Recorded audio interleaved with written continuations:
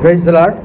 దేవుని ప్రశస్తమైన ఘనమైన మహోన్నతమైన నామమునకు మహిమ ఘనత ప్రభావములు కలుగునుగాక. వేకోజాము ప్రార్థన. రండి, నేను రాసిన ఒక చక్కని గీతం పాడుకుందాం. గోధుమయవలను ద్రాక్ష గెలలను దానిమ్మ ఈతల జల్దరు చెట్లను, గోధుమయవలను ద్రాక్ష గెలలను దానిమ్మ ఈతల జల్దరు చెట్లను, అంజూరడలతో మమ్ము తృప్తిపరచి, అంజూరడలతో మమ్ము తృప్తిపరచి, ఏదెను వనమును మా కొరకు సగెను, ఏదెను వనమును మా కొరకు సగెను. దేశమా భయపడకుమా, సియోను జనమా ఉల్లసించుమా. దేశమా భయపడకుమా, సియోను జనమా ఉల్లసించుమా. యెహోవా వాగ్దానములు చేసేగా, యెహోవా వాగ్దానములు చేసేగా. నా జనులెల్లడిక సిగ్గునొందరని, నా జనులెల్లడిక సిగ్గునొందరని, హితవచర పంటలనిచ్చునని, హితవచర పంటలనిచ్చునని.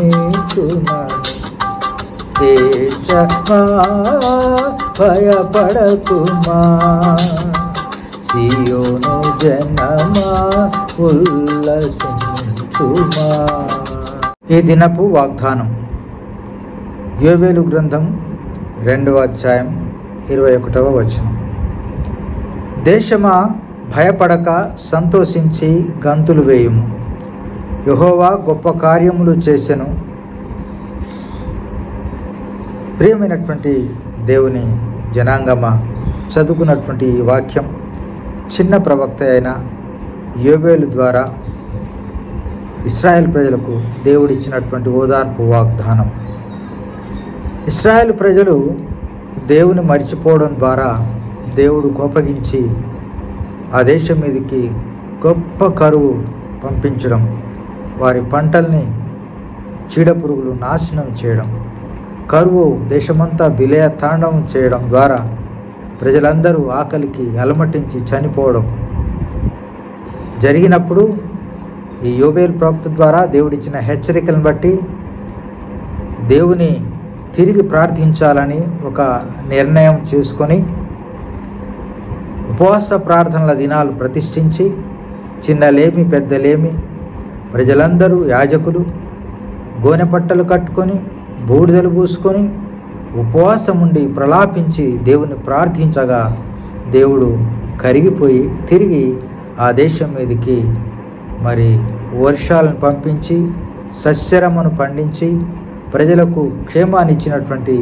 ఆ యొక్క వాగ్దాన సారాంశ వాక్యమే మనం చదువుకున్నటువంటి ఆ మాట. దేశమా భయపడక సంతోషించి గంతులు వేయము, యెహోవా గొప్ప కార్యములు చేసెను, నా ప్రజలెన్నడిక సిగ్గుపడరు అనేటువంటి మాట దేవుడు ప్రజలకు ఇచ్చినటువంటి సందేశం. కనుక ప్రియమైన దేవుని ప్రజలారా, ఈ యొక్క చిన్న గ్రంథం మనకెంతో హితోపదేశం చేస్తుంది. మనం కూడా ఒకప్పుడు దేవుని మర్చిపోతే మనకు వచ్చే సమస్యలు ఇలాగే ఉంటాయి. దేవుని ప్రజలెన్నడూ దేవుని మర్చిపోవద్దని ఈ లేఖనాలు మనకు బుద్ధి కలుగుటకై వ్రాయబడి ఉన్నవి. కనుక ఎన్ని పరిస్థితులున్నా ఎలా ఉన్నా మనం దేవుని నిత్యము మనము స్తుతించాలి. దావీదు మహారాజు అంటాడు కదా, దినమునకు 7 మార్లు నేను యెహోవాను స్తుతిస్తానని. మనం కూడా దేవుని మర్చిపోకుండా ఎల్లప్పుడూ ఆయనతో నడిచినట్లయితే, మన తోడు ఆయన ఉంటే మనకు క్షేమమే ఉంటుంది, మనకు కొదవలేమీ ఉండవు. స్తోత్రం. ఈ యొక్క వేకోజాము ప్రార్థన అంశాన్ని ప్రభు వీక్షిస్తున్న బిడ్డలందరినీ పేరు పేరున దీవించి ఆస్వాదించండి.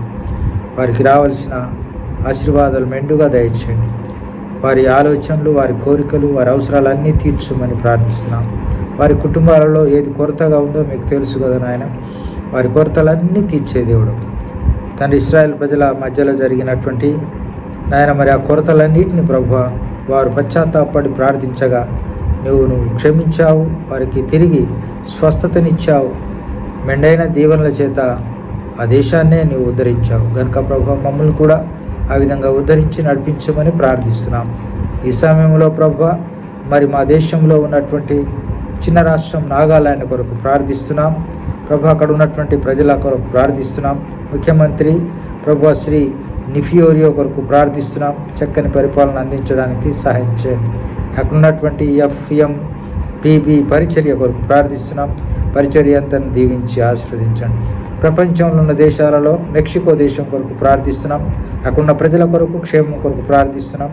ప్రైమ్ మినిస్టర్ ప్రభువా ఆండ్రెస్ మాన్యువల్ ఆప్టెస్ బార్బారోజ్ అనేటువంటి ఈ యొక్క సేవకుని ప్రభువా ఈ యొక్క రాజుని ఈ యొక్క ప్రధానమంత్రిని నాయన మీరు దీవించి ఆశ్రయించి చక్కని పరిపాలన అందించలాగున ఈ కృప చూపించి నడిపించమని ఈ దినదీవులు మా అందరి మీద కుమ్మరించి ప్రభు నీ కొరకు వాడుకోమని వందనములు స్తోత్రములు చెల్లిస్తూ మా ప్రార్థన మీరు విన్నందుకై స్తుతి స్తోత్రములు చెల్లిస్తూ యేసయ్య అతి శ్రేష్టమైన నామమును స్తుతించి ప్రార్థించి అడిగి వేడుకొంచున్నాం తండ్రి.